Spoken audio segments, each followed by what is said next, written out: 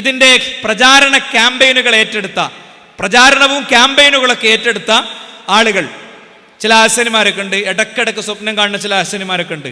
അവരൊക്കെ കൃത്യമായിട്ട് തന്നെ കത്തിക്കണേനെ സംബന്ധിച്ചൊക്കെ പറഞ്ഞ ചില കമന്റുകളുണ്ട്. നിങ്ങളൊന്ന് കേട്ടു നോക്കൂ. അത് 3 4 ആകും. എന്നിട്ട് അദ്ദേഹം പറയുന്നു, ഞാൻ എന്നിട്ട് പരിശോധിക്കും, തീ കത്തിച്ചിട്ട് എന്റെ ഒരു മുടിയെടുത്തിട്ട് ഞാൻ കരിച്ച് ഞാൻ തീയിലേക്ക് കാണിക്കും, അത് കരിയും.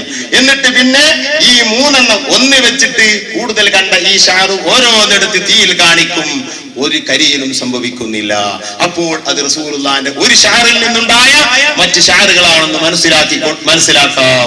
അങ്ങനെ ഞാൻ എത്രയോ പരിശോധിച്ച അനുഭവം എനിക്കുണ്ട്. അപ്പൊ ഇയാള് പറയുന്നു, ഈ അറബി ഇടത്തുനിന്ന് വലത്തേക്ക് എഴുതിയ എല്ലാതും ഇവർക്ക് കിതാബാണ്. ആ ജാതി ഏതോ ഒരു കിതാബത്തെ വാചകം എടുത്ത് വായിച്ചിട്ട് കത്തിച്ച് തന്നെ തെളിയിച്ച് കാണിച്ചു കൊടുത്തിട്ടുണ്ട് എന്നാണ്. വളരെ സിമ്പിളാണ്. ചാനൽ ക്യാമറകൾ മുഴുവൻ വിളിക്കുക, കത്തിച്ചാണ് കാണിച്ചു കൊടുക്കുക. കത്തൂലല്ലോ. കത്താത്തതോട് കൂടെ എന്തൊക്കെ തെളിയും? പ്രവാചകത്വം തെളിയും, പലതും തെളിയും, പലതും തെളിയും.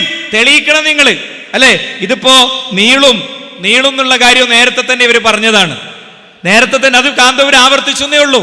ഈ നീളുന്നൊക്കെ പറഞ്ഞതിന്റെ രേഖ എന്താണ്, തെളിവെന്താണ് എന്ന ചോദ്യത്തിന്റെ മുന്നിൽ ഉത്തരം മുട്ടി ഞങ്ങൾ ഇനി മറുപടിക്കില്ല എന്ന് മാത്രമല്ല, പേരോട് അബ്ദുറഹ്മാൻ സഖാഫി അതിനുശേഷം മുജാഹിദുകളുമായുള്ള ഖണ്ഡന സംവാദ സംവിധാനങ്ങളിൽ നിന്ന് ഏകദേശം പൂർണ്ണമായി തന്നെ പിന്മാറി എന്ന് പറയാൻ പറ്റും. കഴിഞ്ഞ 15 കൊല്ലത്തിന്റെ ഇടയിലുള്ള അദ്ദേഹത്തിന്റെ പ്രഭാഷണങ്ങളുടെ എണ്ണവും കഴിഞ്ഞ 15 കൊല്ലങ്ങൾക്ക് മുമ്പുള്ള അദ്ദേഹത്തിന്റെ പ്രഭാഷണങ്ങളുടെ എണ്ണം ഒന്ന് എടുക്കുക.